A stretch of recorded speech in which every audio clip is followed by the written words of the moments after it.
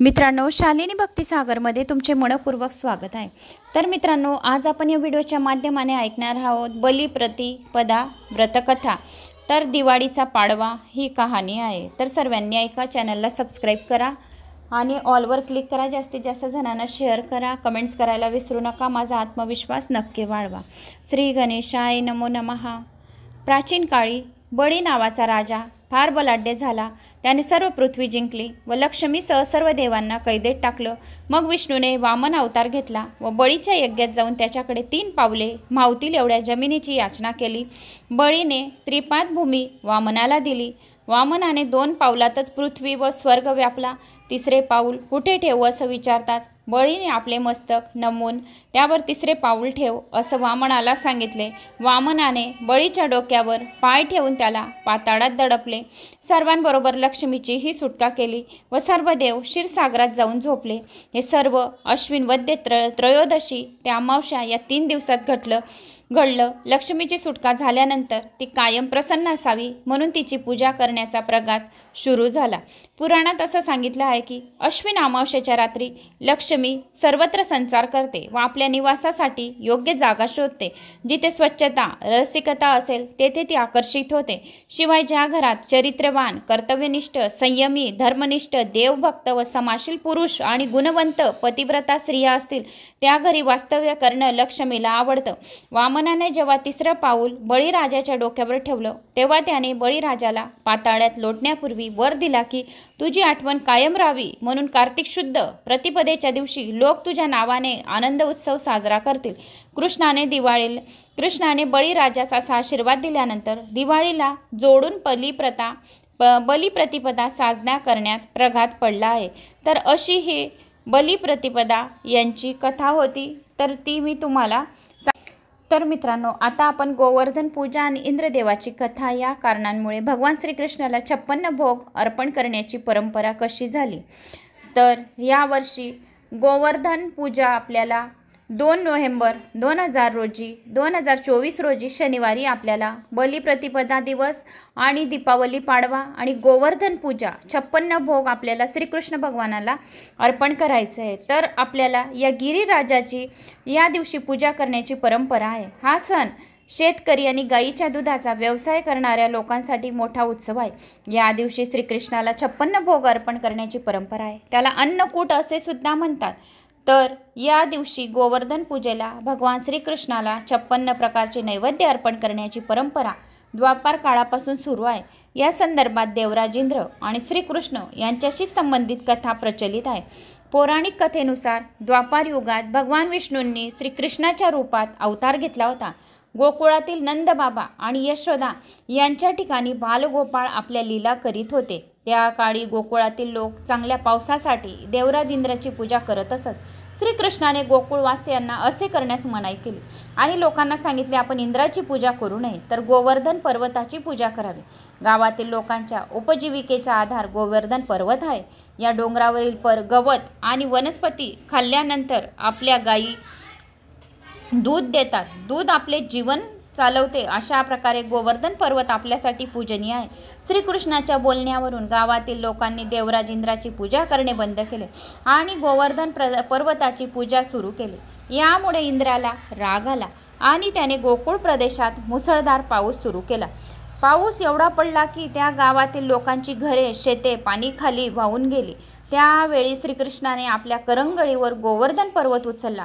गावातील लोक त्या डोंगराखाली गोळा झाले। देवराज इंद्राने सलग 7 दिवस पाऊस पाडला आणि श्रीकृष्णाने 7 दिवस गोवर्धन पर्वत उचलून गावातील लोकांचे रक्षण केले। 7 दिवसांनी देवराज इंद्राला आपली चूक कळली तेव्हा त्याने श्रीकृष्णाची क्षमा मागितली।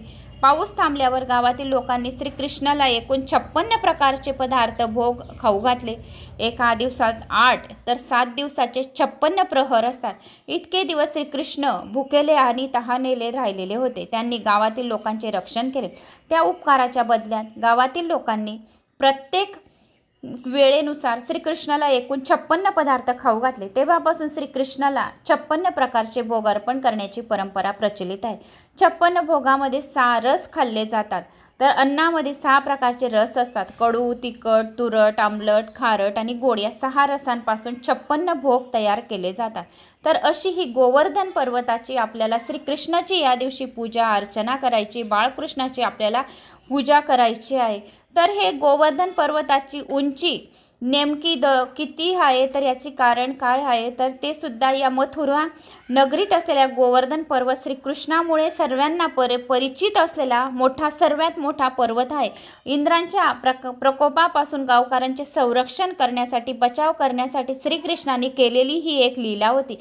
इंद्राच्या प्रकोपामुळे प्रचंड पाऊस पडला आणि गोमातेसह गावकऱ्यांचं श्रीकृष्णाने रक्षण केलं. तर अशी ही गोवर्धन पर्वताची पूजा करण्याचं म्हणजे त्या दिवसापासून हे रूढ आणि परंपरा सुरू झालेली आहे.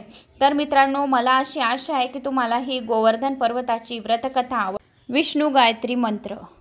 ओम नारायणाय विद्महे वासुदेवाय धीमहि तन्नो विष्णु प्रचोदयात्. ओम नारायणाय विद्महे वासुदेवाय धीमहि तन्नो विष्णु प्रचोदयात्. ओम नारायणाय विद्महे वासुदेवाय धीमहि तन्नो विष्णु प्रचोदयात्. ओम नारायणाय विद्महे वासुदेवाय धीमहि तन्नो विष्णु प्रचोदयात्.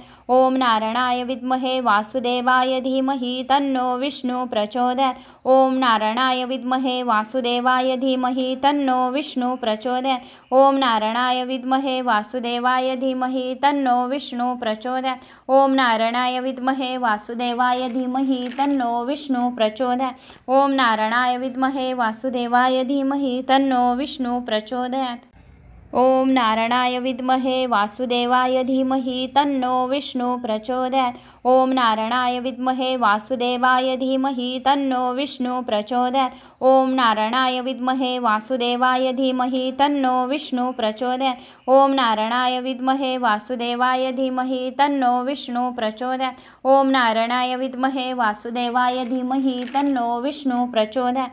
ओम नारायणाय विद्महे वासुदेवाय धीमहि तन्नो विष्णु प्रचोदयात्. ओम नारायणाय विद्महे वासुदेवाय धीमहि तन्नो विष्णु प्रचोदयात्. ओम नारायणाय विद्महे वासुदेवाय धीमहि तन्नो विष्णु प्रचोदयात्. ओम नारायणाय विद्महे वासुदेवाय धीमहि तन्नो विष्णु प्रचोदयात्. ओम नारायणाय विद्महे वासुदेवाय धीमहि तन्नो विष्णु प्रचोदयात्. ओम नारायणाय विद्महे वासुदेवाय धीमहि तन्नो विष्णु प्रचोदयात्. ओम नारायणाय विद्महे वासुदेवाय धीमहि तन्नो विष्णु प्रचोदयात्. ओम नारायणाय विद्महे वासुदेवाय धीमहि तन्नो विष्णु प्रचोदयात्. ओम नारायणाय विद्महे वासुदेवाय धीमहि तन्नो विष्णु प्रचोदयात्. ओम नारायणाय विद्महे वासुदेवाय धीमहि तन्नो विष्णु प्रचोदयात्. ओम नारायणाय विद्महे वासुदेवाय धीमहि तन्नो विष्णु प्रचोदयात्. ओम नारायणाय विद्महे वासुदेवाय धीमहि तन्नो विष्णु प्रचोदयात्. ओम नारायणाय विद्महे वासुदेवाय धीमहि तन्नो विष्णु प्रचोदयात्. ओम नारायणाय विद्महे वासुदेवाय धीमहि तन्नो विष्णु प्रचोदयात्. ओम नारायणाय विद्महे वासुदेवाय धीमहि तन्नो विष्णु प्रचोदयात्. ओम नारायणाय विद्महे वासुदेवाय धीमहि तन्नो विष्णु प्रचोदयात्. ओम नारायणाय विद्महे वासुदेवाय धीमहि तन्नो विष्णु प्रचोदयात्. ओम नारायणाय विद्महे वासुदेवाय धीमहि तन्नो विष्णु प्रचोदयात्. ओम नारायणाय विद्महे वासुदेवाय धीमहि तन्नो विष्णु प्रचोदयात्. ओम नारायणाय विद्महे वासुदेवाय धीमहि तन्नो विष्णु प्रचोदयात्. ओम नारायणाय विद्महे वासुदेवाय धीमहि तन्नो विष्णु प्रचोदयात्. ओम नारायणाय विद्महे वासुदेवाय धीमहि तन्नो विष्णु प्रचोदयात्. ओम नारायणाय विद्महे वासुदेवाय धीमहि तन्नो विष्णु प्रचोदयात्. ओम नारायणाय विद्महे वासुदेवाय धीमहि तन्नो विष्णु प्रचोदयात्. ओम नारायणाय विद्महे वासुदेवाय धीमहि तन्नो विष्णु प्रचोदयात्. ओम नारायणाय विद्महे वासुदेवाय धीमहि तन्नो विष्णु प्रचोदयात्. ओम नारायणाय विद्महे वासुदेवाय धीमहि तन्नो विष्णु प्रचोदयात्. ओम नारायणाय विद्महे वासुदेवाय धीमहि तन्नो विष्णु प्रचोदयात्. ओम नारायणाय विद्महे वासुदेवाय धीमहि तन्नो विष्णु प्रचोदयात्.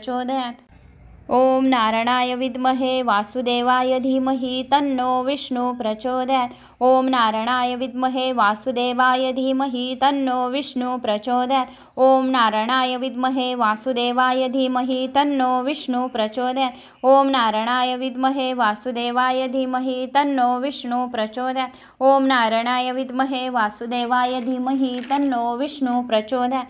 ओम नारायणाय विद्महे वासुदेवाय धीमहि तन्नो विष्णु प्रचोदयात्.